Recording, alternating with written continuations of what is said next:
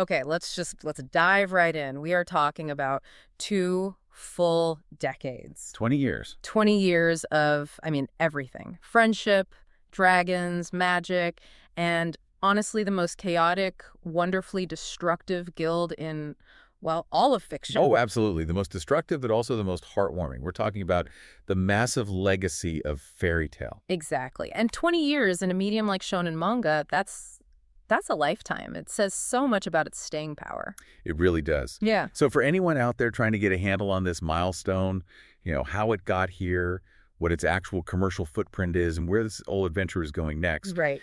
this deep dive is all about pulling out those key bits of knowledge from the anniversary news and, of course, the source material itself. Yeah. Our mission is pretty simple. We want to give you the real context to appreciate this anniversary. So how massive is this franchise, really? What are the key dates that actually map out its history, from the very beginning to this new sequel? And maybe most important of all, what in the world are Natsu, Lucy, and the gang up against in their current quest, the legendary 100 Years quest? We're basically synthesizing the entire story, past, present, and future, of what Hiro Mashima created. Okay, so let's start at the very beginning. Let's talk about the magic of its longevity. The whole phenomenon kicked off when the original manga premiered in Weekly Shonen magazine on August 2, 2006. August 2, 2006. I mean, just thinking about that date, that's where it all started. Here it is. And that anniversary timing, it just highlights how consistent Mashima's work has been. This isn't just about surviving for 2 decades. It's about keeping fans deeply engaged the entire time. Yeah. And the creators, they get that. They know these milestones need a nod. So to kick things off, Mashima did something really nostalgic for the fans. The illustration, right? Exactly. A brand new illustration of the classic characters, but he put them back in their original outfits from the very first arcs. That's such a smart, simple way to connect the present all the way back to the past. It's like saying, hey, we remember where we started. Right, and Mashima was all over the social media thanking the fans for cheering them on. He was also not so subtly hinting that there's a lot more planned for this whole commemorative year. As there should be. And that gratitude, it feels earned. When you look at the raw numbers, the data that defines this franchise. The original manga itself, it had an incredible 11-year run. 11 years. It wrapped up on July 26th, 2017. And 11 years of weekly manga chapters is just a staggering amount of work. An absolute eternity in that industry. That's hundreds and hundreds of chapters. It is. It all came together in 63 final volumes of the original story. But here's the number. The one key metric that really puts it in that elite tier. Okay. Global sales and print figures have blown past 72 million copies worldwide. Wow. 72 million. You really have to pause on that number to let it sink in. It's massive. When we talk about the absolute giants of the industry, your Dragon Balls, your One Piece's fairy tale is right there in that conversation. It's not just a popular series, it's a cultural cornerstone for millions of people. Exactly. To give that 72 million some perspective, it rivals, and in many cases, it surpasses the print runs of major Western fantasy epics. This isn't just a hit manga. No. It's a foundational series that helped define an entire era of shonen. It just tells you that those core themes, the found family, never giving up on your friends, the epic magic battles, they hit a truly universal chord. I do wonder, though, when you have a run that long, 11 years, is there a risk of, narrative fatigue, or did the focus on the characters keep it from feeling stale? That's a great question, and I think it points directly to Mashima's particular genius. Some long-running series get completely lost in, complicated lore or a cast of 1,000 characters. Right. But fairy tale always came back to the emotional core of the guild. The main characters are these stable anchors. That constant focus on camaraderie, on nakama, that's what keeps you invested for over a decade. It makes the world feel inviting, even when everything is, exploding. Right, even when the stakes are apocalyptic. So when you look at that 72 million number, that immense staying power, what does it tell you about those specific characters? About Natsu, Lucy, Urza, Gray, and the whole community that's built up around them? It tells us that the audience sees them as family. People weren't just following a plot. They were checking in on their friends every week. And that, right there, is why the story couldn't really end in 2017. Which brings us perfectly to the next point, this seamless transition. The end of the original series wasn't an ending at all, was it? It was more like shifting gears. Correct. The story of Fairy Tail never really went away. Even though the original manga concluded, the move to the sequel, Fairy Tail, 100 Years Quest began almost immediately. So fast. It was a very clear signal to everyone that the engine was still running. Let's break down the details of that because the creative structure they used is really interesting. The sequel officially launched in July 2018. Just about 1 year after the original ended. Exactly. Right. But here's the part that I think ensures that creative fidelity. The original creator, Mashima, is still deeply involved, just in a different role. And that different role is the key to managing a franchise this big. Mashima is now doing the storyboarding for the sequel. So he's setting the plot, the character arcs, all the big moments. All of it. He's working with the artist Atsuo Ueda, who handles the final art and the paneling. So you have Mashima's vision, the story's original DNA, paired with Ueda's dedicated artistic energy. Do you think that kind of split is necessary to keep a long-running series feeling fresh? Especially when the creator is working on other things. Oh, absolutely. It's a brilliant strategy for franchise management. Mashima is famously busy. He's also working on Eden Zero. By handling the storyboards, he makes sure the tone and the plot feel authentic to his vision, but without the intense weekly grind of drawing every single panel. For longtime fans, that's huge. It validates the sequel. It guarantees that the fiery spirit of the guild, as they say, is still being guided by the original creator.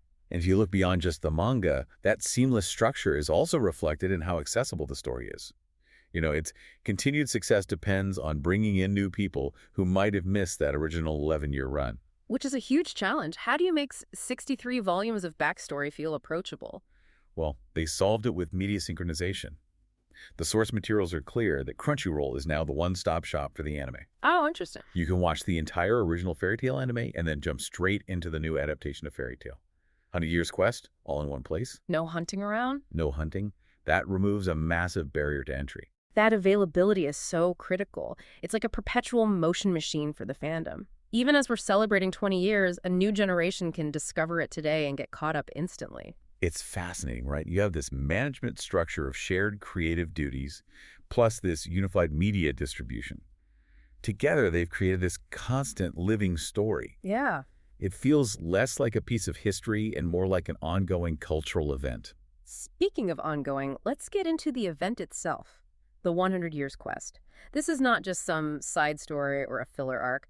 This is framed as the single toughest challenge the guild has ever faced. The premise alone is just so dramatic. It's legendary in their world for one reason. Yeah. No one has ever completed it.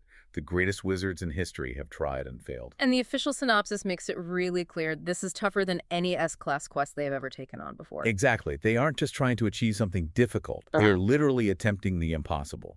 And it's the core team going after it. Natsu, Lucy, Gray, Urza, and their companions.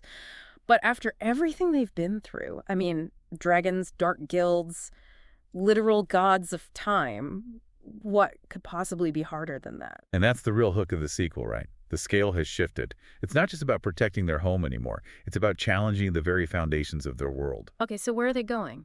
The source material tells us their destination is the far-off continent of Guiltina. Guiltina? That name alone suggests we're going way beyond the map we know. Does that mean we're getting new rules for magic, a different system? It implies exactly that. Guiltina suggests unknown forces, unknown magic, and most importantly, unknown history. And their goal confirms it. They're not just fighting another villain. Right. They are seeking out the very first wizard guild. Okay, now that is an incredible choice for a story. Finding the genesis, the origin of their entire way of life, that could rewrite everything we know about the lore of Fairy Tail. It could imply a massive historical reveal or even a retcon. It suggests that the history of magic everyone accepts might be incomplete, or maybe even wrong. So the goal isn't just about winning a fight. It's almost archaeological, philosophical. Precisely. Mm-hmm. And this is where it gets really interesting. Based on the specific obstacles that the synopsis teases, we're not just talking about strong monsters. What are we talking about? The sources say they will encounter new gods, enigmatic towns, and formidable foes.